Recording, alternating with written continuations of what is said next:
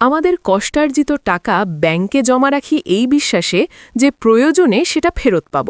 কিন্তু আপনি কি জানেন আপনার সেই আমানত নিয়ে এখন দেশে এক বিশাল লুটপাটের খেলা চলছে? আপনি কি কখনো ভেবেছেন কেন একজন ছোট ব্যবসায়ী ১০ লাখ টাকা ঋণ নিলে তা পরিশোধের জন্য দিনরাত পরিশ্রম করেন, অথচ হাজার হাজার কোটি টাকা ঋণ নিয়ে বড় বড় রাঘব বোয়ালরা দিব্যে ঘুরে বেড়াচ্ছেন? কেন সাধারণ মানুষ উচ্চ সুদের ঋণ নিয়েও সময়মতো কিস্তি দিচ্ছে, আর দেশের সবচেয়ে প্রভাবশালী ব্যক্তিরা কম সুদের ঋণ পেয়েও তা ফেরত দিচ্ছে না? ব্যাংক খাতের বর্তমান অবস্থা আসলে কতটা ভয়াবহ? সম্প্রতি দেশের শীর্ষস্থানীয় জাতীয় দৈনিক প্রথম আলোর একটি প্রতিবেদনে বাংলাদেশ ব্যাংকের যে গোপন ও চাঞ্চল্যকর তথ্য উঠে এসেছে তা শুনলে আপনার পায়ের তলা থেকে মাটি সরে যাবে। আজকের ভিডিওতে আমরা উন্মোচন করব ব্যাংক খাতের সেই অন্ধকার অধ্যায়। ভিডিওর শেষে আমি আপনাদের এমন কিছু গোপন ও গুরুত্বপূর্ণ তথ্য দেব যা আপনি এর আগে কখনো কল্পনাও করতে পারেননি। তাই এক মুহূর্ত না টেনে শেষ পর্যন্ত আমাদের সাথেই থাকুন। আজকের এই প্রতিবেদনের মূল সূত্র দৈনিক প্রথম আলো, ২০ ফেব্রুয়ারি ২০২৬। বাংলাদেশ ব্যাংকের সর্বশেষ প্রতিবেদন আমাদের চোখে আঙুল দিয়ে দেখিয়ে দিচ্ছে যে আমাদের দেশের ব্যাংকিং খাত এখন এক চরম বৈষম্যের শিকার। তথ্যানুযায়ী ব্যাংক খাতে যত ঋণ বিতরণ করা হয়েছে তার ৪৫% দেওয়া হয়েছে ছোট ও মাঝারি গ্রাহকদের, যাদের ঋণের পরিমাণ ১০ কোটি টাকার কম। আশ্চর্যের বিষয় হল এই ছোট উদ্যোক্তারা কিন্তু বড়দের চেয়ে অনেক বেশি সুদের ঋণ নেন, তবুও তাদের মধ্যে ঋণ পরিশোধের হার অনেক বেশি। তাদের মধ্যে খেলাপির হার মাত্র ২১.৫৫%। কিন্তু মুদ্রার উল্টো পিঠটা দেখুন, ব্যাংক খাতের সবচেয়ে বড় বড় ঋণগুলো দেওয়া হয়েছে ৫০ কোটি টাকার ওপরে, আর এখানেই লুকিয়ে আছে আসল রহস্য। বাংলাদেশ ব্যাংকের তথ্য বলছে এই বড় অঙ্কের ঋণের ক্ষেত্রে খেলাপির হার আকাশচুম্বী ৫১%।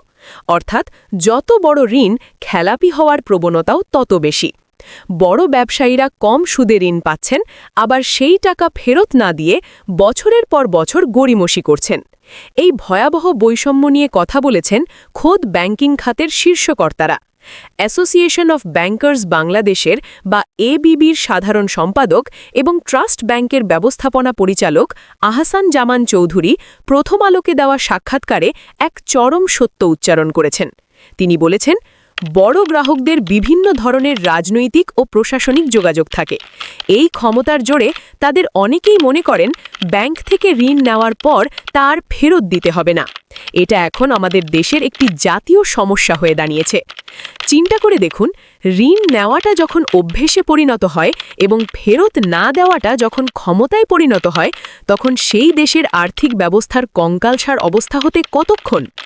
আহসান জামান চৌধুরী আরও সতর্ক করে বলেছেন, এই সমস্যার সমাধান এবার যদি না হয় তবে দেশের আর্থিক খাত এমন এক খাদের কিনারায় পৌঁছাবে যেখান থেকে আর ফেরা সম্ভব হবে না।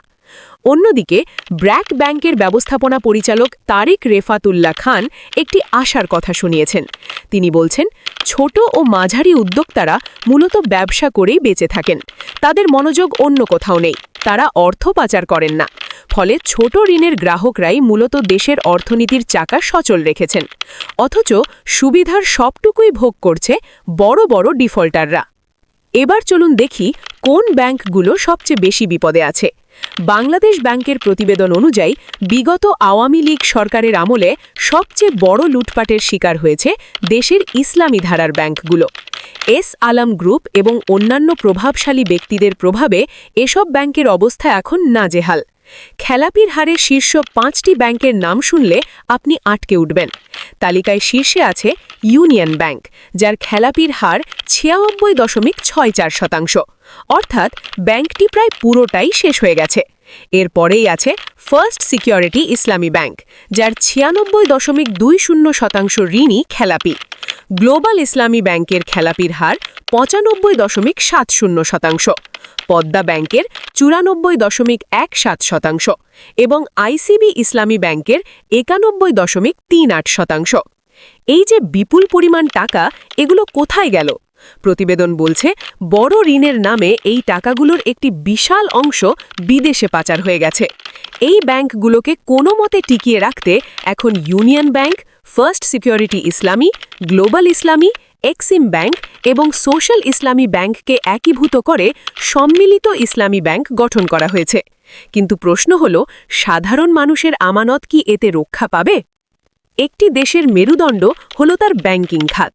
যখন কোনো ব্যাংক খাতের ৫১% বড় ঋণ খালাপি হয়ে যায়, তখন সেই দেশের মুদ্রাস্ফীতি নিয়ন্ত্রণ করা অসম্ভব হয়ে পড়ে।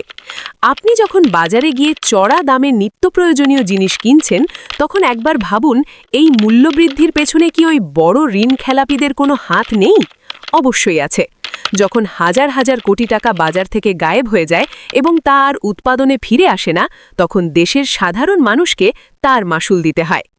এস আলম গ্রুপ বা নজরুল ইসলাম মজুমদারের মতো প্রভাবশালীরা ব্যাংকগুলোকে নিজেদের ব্যক্তিগত তিজোরি বানিয়ে ফেলেছিলেন। রাজনৈতিক ছত্রছায়ায় তারা হাজার হাজার কোটি টাকার লোপাট করেছেন, যা এখন আমাদের জাতীয় অর্থনীতিতে এক বিশাল ক্ষতি তৈরি করেছে। বন্ধুরা, ভিডিওর শুরুতে আমি বলেছিলাম শেষে একটি গোপন ও গুরুত্বপূর্ণ তথ্য দেব। তথ্যটি হল, ব্যাংকিং খাতের এই যে ভয়াবহ প্রতিবেদন, এটি কেবল শুরু। বাংলাদেশ ব্যাংক এখন কঠোর অবস্থানে যাওয়ার পরিকল্পনা করছে। যেসব বড় খেলাপিরা ইচ্ছেকৃতভাবে ঋণ শোধ করছেন না, তাদের সম্পদ বাজেয়াপ্ত করার পাশাপাশি তাদের পাসপোর্ট বাতিলের প্রক্রিয়া শুরু হতে যাচ্ছে। এমনকি এই লুটপাটের সঙ্গে জড়িত ব্যাংকের তৎকালীন অডিটর এবং বোর্ড মেম্বারদেরও বিচারের আওতায় আনা হতে পারে। দেশের ব্যাংকগুলোকে বাঁচাতে এটাই হয়তো শেষ সুযোগ। যদি আমরা এখনই সোচ্চার না হই এবং ব্যাংকিং খাতে সুশাসন নিশ্চিত না করি, তাহলে আপনার আমার জমানো টাকা একসময় কেবল কাগজের টুকরোয় পরিণত হতে পারে। আজকের এই ভিডিওটি আপনাদের সচেতন করার জন্য তৈরি করা হয়েছে। আপনি কি মনে করেন বড় ঋণ খেলাপিদের বিচার কি এই দেশে সম্ভব? আপনার মূল্যবান মতামত কমেন্ট বক্সে লিখে আমাদের জানান। ভিডিওটি ভালো লাগলে শেয়ার করে অন্যদেরও দেখার সুযোগ করে দিন। সুস্থ থাকুন, সচেতন থাকুন। দেখা হবে পরবর্তী ভিডিওতে। ধন্যবাদ।